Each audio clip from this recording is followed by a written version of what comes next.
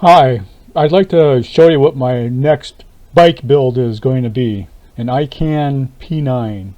I purchased on sale for $539. It's a carbon fiber, a long travel trail bike, free ride bike. I don't think it's quite an enduro bike in my opinion. You possibly could make it an enduro if you went with a 160 millimeter fork and you could perhaps call it enduro, but I have a 150 millimeter fork up front and a 150 millimeter in the rear shock. I have a size medium. The shipping was $185. I was in the process of upgrading my Polygon soooo T7 with lighter components that were a little better in quality, but I ended up breaking my thumb and dislocating it, so that gave me some time to rethink what I wanted to do with the Polygon soooo T7, and I ended up selling it. So I had some parts laying around that I was going to upgrade the Polygon soooo T7 with, and one of them was this fork. So when I bought this frame, I had in mind I could use this fork. So now I had to start thinking about a rear shock. And on Ican's website, they said that this configured shock would work, which is an 8.5 by 2.5. But I didn't have the clearance to get this shock to fit in the space. I think if it were to fit, it must have been fitted into a large, because I couldn't get this to fit into a medium. So I had to send that one back. And then I came across this shock, which is the right configuration for the bike, 210 by 55. But it states that it has a 30 millimeter wide bushing at the bottom, which in most cases you can push bushings out and push in the bushing that your bike takes.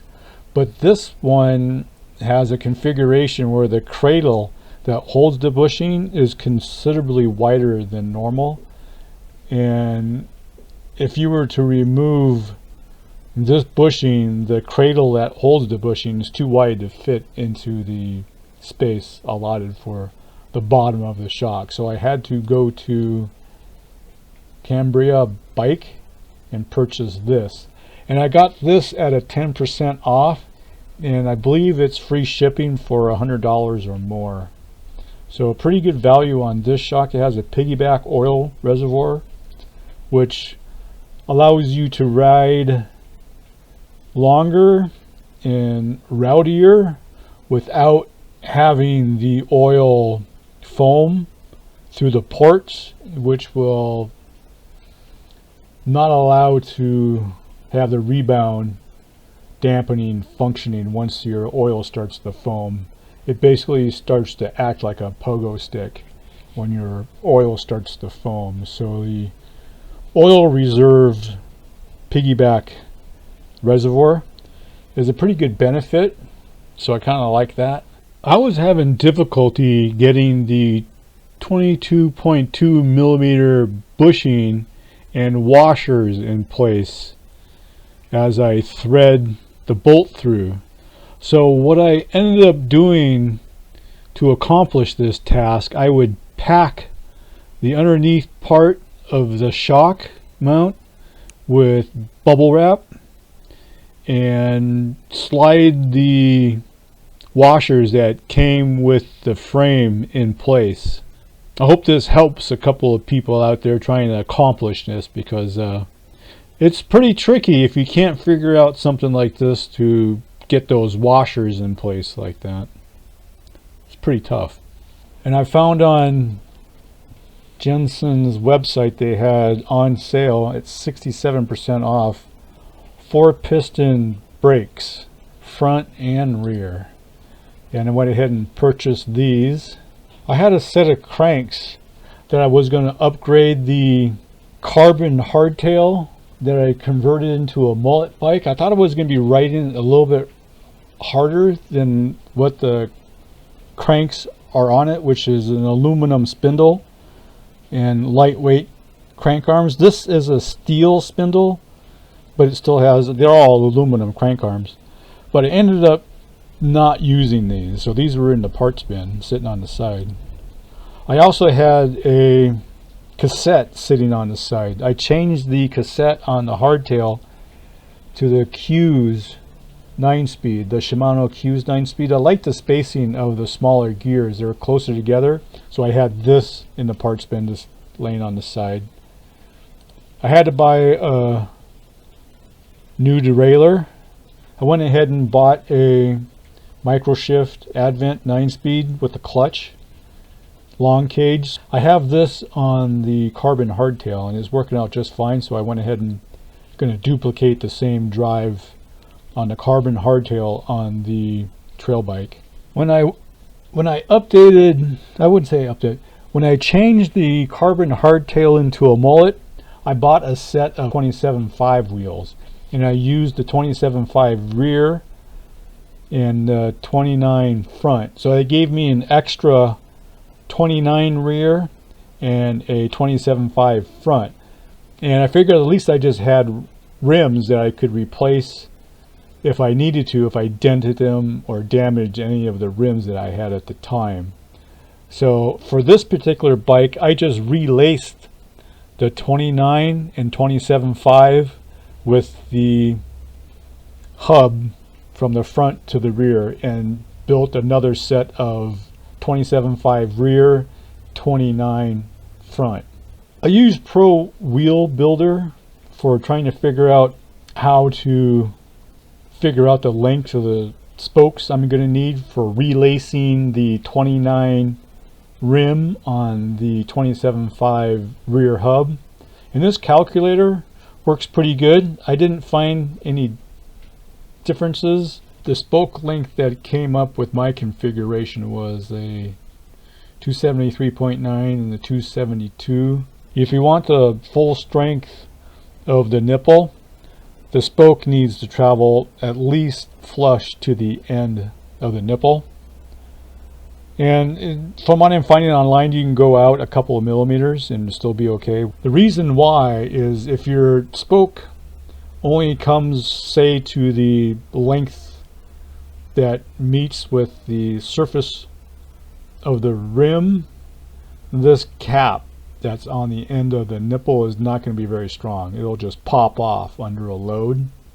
It'll just shear right at the end of the smallest part of the nipple. So to have the most strength in your nipple, your spoke needs to be at least flush to the end of the nipple or sticking out slightly past it to have the most strength in your nipple. And there's so many videos online about how to lace a mountain bike wheel that there's not too much of an issue. You just have to keep a track of what you're doing. This is the shifter that I purchased. Microshift makes a couple different shifters. This is the Advent 9-speed trigger shifter. They do make one that operates solely with the thumb and not with the thumb and finger, but that confuses me.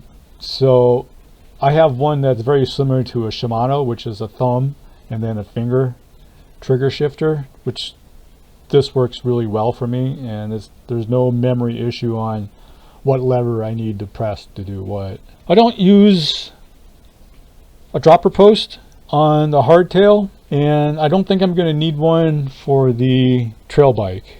So I purchased a carbon seat tube. There's not too much of an issue with the carbon seat tube. It's pretty straightforward. This is one of the wheel sets that I bought. This is the 27.5. Comes with tires. I haven't used these tires. I have other tires that I can use, but these are in my parts inventory. The CST Patrol 2.8 27.5 tires. They may or may not work for you. It's hard to say. I just haven't had the chance to put them on my bike to try and use them. I have too many other choices when it comes to tires. That's the build. The total cost, if I were to purchase everything, would be about, says it's $18.78, and I just pulled some numbers into spots that I figured were decent prices to get something that would work for this particular build. Figured out the weight estimated, but I think I'm a little low. I think I may be a half a pound off on the 30.6. I think it's coming in just a little bit above 31 pounds. And these are some of the tires I was considering putting on the bike. I think I'm going to be putting on the Barzo by Vitola. I can't remember what the manufacturer name is. So this is what the bike currently looks like. I still need to get a couple more parts. The derailleur came, I have that installed. I need a rear derailleur cable housing. I think that's pretty close to being it. This may not be the front tire I will be using on it, but it's currently set up with 2.6 tires front and rear, 29 front, 27.5 rear.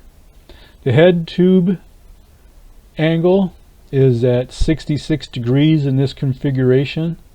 The wheelbase is 1189, pretty close to what the specs say from what I'm measuring.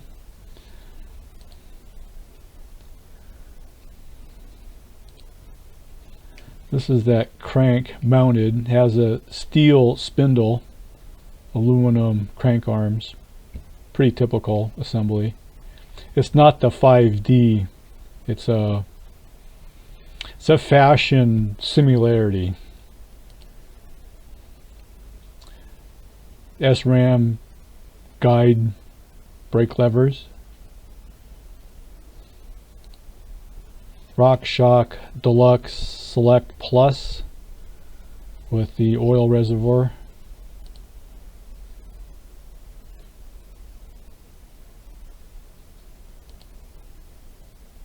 I had these disc brakes in the parts bin.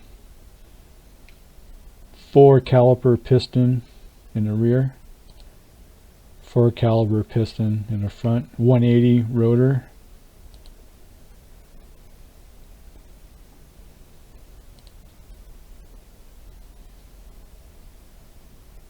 Nylon pedals with pretty tall pegs on it. Carbon seat tube. About a 300 gram seat, could be 250, somewhere in there. So that's the bike. Getting close to being ridden on. Just need to get the drivetrain all set, ready to go. Should be fun, should be good. 2.6 tires front and rear. In between cross-country trail tire. Not going with trail enduro downhill tire. Trying to stay closer to cross-country trail tire. Okay, that's what's going on. Thanks for stopping in, checking out what's happening. I'll see you guys at the next video. Bye.